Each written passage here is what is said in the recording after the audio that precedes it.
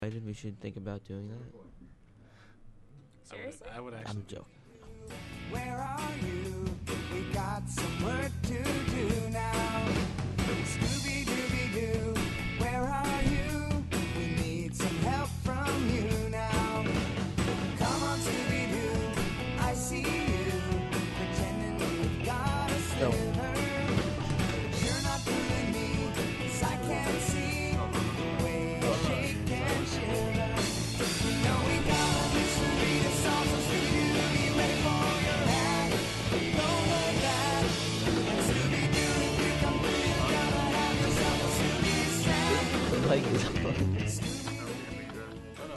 Happy Thursday, High Tech. This is the Morning Buzz. it's with, Thursday? Yeah, it's Thursday. That's Uh-huh. Sam, Mo, Richie, and Ida. Today we're going to be talking about a myriad of different things. Yeah. First up, we have Sam and Mo taking opposite sides on America's involvement overseas. Yeah, I don't think we should do it. That sums it up I know nicely. we're not putting troop boots on the ground, and I fear that we might, and I think that we really could. But I think any involvement with that area at all is just going to lead to more pain and eventually having to do it again. You're right, and it is Because bad it has. news. I mean, this is the.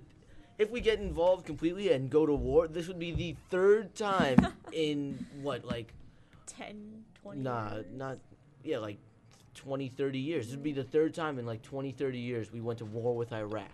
Again, but Including this the is- longest war in American history, Now- the Iraq War. You're right, but at the same time, look at what's going on over there with ISIS being the way it is, and it's a growing evil right now. We should stomp it out before it gets to the point where we can't do anything about it. I just feel like we keep trying to be the world police. and You're it just right. keeps You're right. getting We us in more shouldn't have trouble. that responsibility, but at this point, being the strongest country in the world militarily, we have no choice. That's Not what you have to necessarily. do. I mean, if we're the strongest force in the world militarily, how come we struggled with beating Iraq and how come we lost to Vietnam?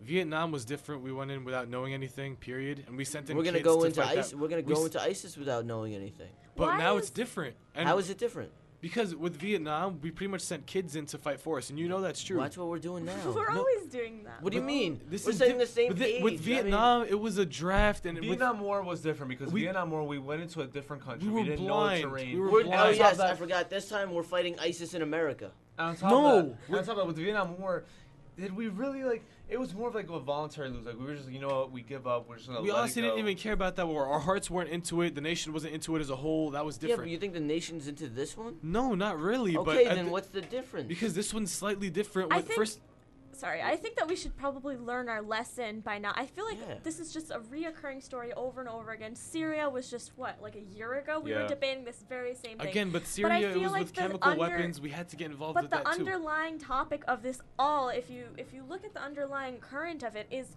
you need to define international laws more strongly. There is no overreaching The international laws are there, but law, when someone or doesn't no obey those laws, enforcer. There's no enforcer. We in are the international enforcer. community. We're not the enforcer. The UN is supposed the to be UN the really enforcer. can't do much. So exactly. So But- I think that like instead of having individual countries taking sides, you need an overreaching sort of committee to have these rules and enforce these rules. And if we continue to do that, we. It with can't just rely a on single one country going like single exactly. countries. It's not our responsibility. It's kind of how the World War II and First World War started, and The the best- last thing we want is World War III. So The best foreign stance we ever took was to not get involved in the French Revolution, and that's what's happening right now. What we're doing but look is at what we're happened. not doing. Yeah, with the French Revolution, it turned out It was the bloodiest thing that's it ever was happened the in history. bloodiest thing, but it got more done than our revolution. In terms of they fixed their big issue, which was, I mean, I know they went from, you know, a monarchy to a monarchy, but still they fixed what their main problem was, which was the wealth gap, which is something still existing but in times America. are different from there to now, though. But We're in we need to 2014. stop. We can't have We people just need go to at it stop- like we did back We then. need to stop picking sides in terms of revolutions. We need to, because if you think about it, if you really think about it, ISIS is just another revolution. You're right. ISIS is just another You're revolution. right. So we should let that take its course, whatever the people decide. Because if the people decide against ISIS, then ISIS will go away. If the people decide for ISIS, then ISIS will stay. But as soon as that decision is made, whatever happens, unless ISIS threatens us and says we are going to go to war with you, we are declaring war, I think that we shouldn't get involved. at all. I What about think- humanitarian aid? Do you think we could send Well, money? Or yeah, I mean, humanitarian aid, that's a different story. I mean, I think ISIS is Red it's going Cross to be a and quick everything. spreading disease, man. I'm telling you. First, okay, it's starting off in Iraq. Do you know how easy it's going to be able to jump from country to country before it? Why is ISIS there? I think somebody asked our class this question. We were all very stumped. Why is I don't ISIS know why happening ISIS is in there. Iraq? because Because there's a gap of leadership. There's nobody there. There's for them. also an argument that the wars that we caused and the Yeah. pain that we brought there, like, Kind of creates these instigated parties. Exactly. It radicalism. creates So we what's- that's what- started this. I mean, Yeah. not directly, but we We always we were started. catalysts to it. We Yeah. always started. But then, We started it by not taking out Saddam Hussein in Desert Storm. We started it by taking him out then when he had too much power in the Iraq war and then not doing enough to stabilize that area. And then we're going to do it now by taking out the only stabilizing force in that area to then, once we take out this evil, what evil is going to replace it? That's the question. It's one from one head to another head. When in It's the doubt- same when in story. doubt, blame Bush. Oh, I mean, yeah. Okay, we could go on like this forever, guys, but I think we really need to get the show going.